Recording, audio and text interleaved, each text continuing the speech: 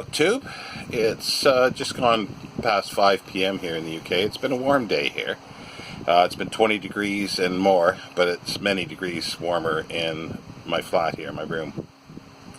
And it's forecasted to be as warm or warmer for the weekend, so we'll see how this social distancing will go.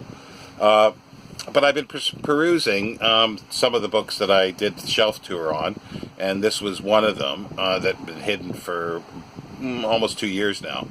And it's called Winged Words, Victorian Women's Poetry and Verse, compiled by Catherine Riley. Now, I read this from cover to cover when I first got it, and there's so much really good poetry, and it's very enjoyable. There's a few faults with it because it doesn't say where the poem was first published or what date it was.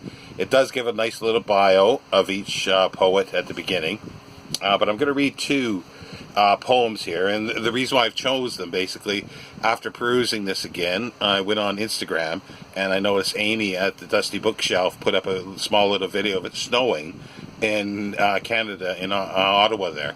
So I thought, well, it's warm here, and then I just read a poem called The Last Snow of Winter. So I thought, well, that's very appropriate. And then there's another one that's on the page before that mentions April. So they're both short, so we'll see how we get along. As I say, this is The Last Snow of Winter, and it's written by Sarah Doudney, who lived from 1843 to 1926. She was born in Portsmouth, the youngest child of G.E. Doudney, who owned soapworks in Portsmouth and Plymouth. Her early childhood was spent in the village of Lovedene, Hampshire. She was educated at Mrs. Kendall's school at Southsea and began to write when very young, soon having her work accepted by several magazines. Her many novels, some written for girls, had a considerable vogue in their day, and her simple prose and verse were said to have been enjoyed by Queen Victoria. She died at Oxford. So here is The Last Snow of Winter. Soft snow still rests within this wayside cleft, veiling the primrose buds not yet unfurled, last trace of dreary winter, idly left on beds of moss, and sere leaves crisply curled. Why does it linger while the violets blow and sweet things grow? A relic of long nights and weary days, when all fair things were hidden from my sight, a chill reminder of those mournful ways I traversed when the fields were cold and white. My life was dim, my hopes lay still and low beneath the snow. Now spring is coming, and my buried love breaks fresh and strong, and living through the sod. The lark sings loudly in the blue above, the budding earth shall magnify her God. Let the old sorrows and old errors go with the last snow. The second poem is called The Girl in the Glass by Olive Custance. She has an interesting biography, as you will see. She was born in 1874 and died in 1944. She was daughter of Colonel Frederick H. Custance, Grenadier Guards of Weston Old Hall, Norfolk.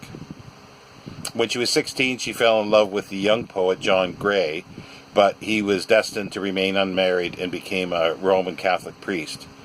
She was one of several notable women writers associated with the publishing house of John Lane, contributing to the Yellow Book and other magazines. In 1902, she became engaged to the Honourable George Montague, but married Lord Alfred Douglas, son of the Marquess of Queensberry, by special license on 4th of March, 1902. Her son was born within a year. In 1913, she left her husband and returned to her father's house in Weston. So yeah, that's Alfred Lord Douglas, as in Oscar Wilde. Oscar Wilde's Alfred Douglas. This is called The Girl in the Glass. Girl in the glass. You smile, and yet your eyes are full of vague regret, for dreams are lovely and life is sad. And when you were a child, what dreams you had. Now, over your soul life's shadows pass. Girl in the glass.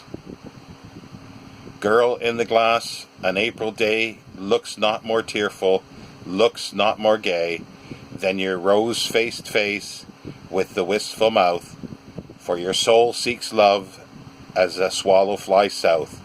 So into your eyes love's sorrows pass, girl in the glass. I will be back later, BookTube, with an essay later. Take care.